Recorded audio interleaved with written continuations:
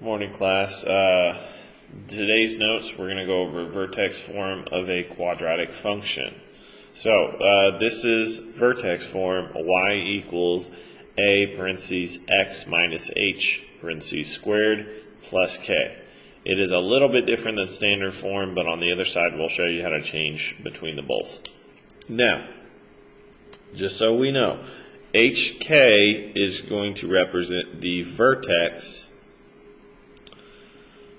of the parabola. Remember, the vertex is that either bottom or top point.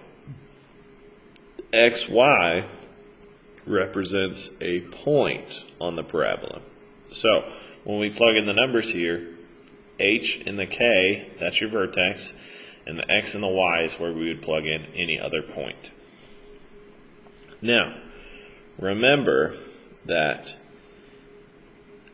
x lies. So, since the h represents your x value, and it's going to be inside the parentheses next to x, if it said something like x plus a number squared, that means that number is actually negative. Or if it said x minus some number squared, that number is actually positive, because x lies. Now, k is your y value, and when I want you to see, when you see the k or this plus or minus number over here, you're just going to keep it the same sign. So the y is fine, but the x lies. The x is where you're going to have to change the sign. Now, in this formula, a controls the width of the parabola, and it tells whether it's going to open up or down. If a is positive, if this number outside is positive, the parabola opens up, and it's going to look something like this, with your vertex down here. The vertex there would be a minimum. If a is negative, the parabola will open down. So it'll look something like that, and then your vertex is going to be at the maximum. Now, let's apply this and answer some of these questions. So it says, for each quadratic below, identify the vertex, then determine whether it opens up or down. Use this information to sketch a graph. I'm not worried about all of the points or how wide or small you do. I want to make sure I see the vertex in the correct direction. So the vertex, our x value here, remember, x lies, so that's going to be at positive 3. The y value is over here, positive 2. So vertex at 3, 2. And our a, that determines if it's going to go up or down. It is positive, so it's going to go up. So go to 3, 2, 3, 2, put it down, and let's make a parabola that goes up. That's all you have to do. Okay. On question 2, first let's identify our vertex. So let's look at our x value. Remember, x lies.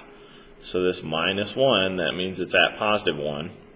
The y, we keep it the same, so that's still negative 2. So the vertex says positive 1, negative 2. Now, look at your a value. This time, we can't see our a, right?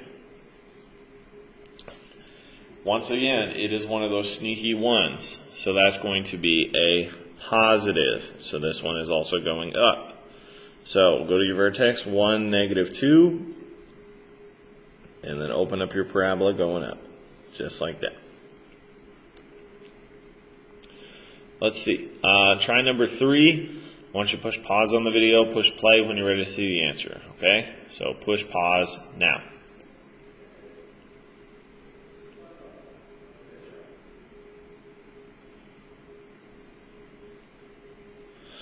All right, let's get the vertex first. There's our x value. It lies, so that's going to be at negative 3. The y value stays the same, negative 1. So negative 3, negative 1. And then our a value here is negative, so this one will open down. So go to negative 3, negative 1, and then open up your parabola to the bottom. On number 4,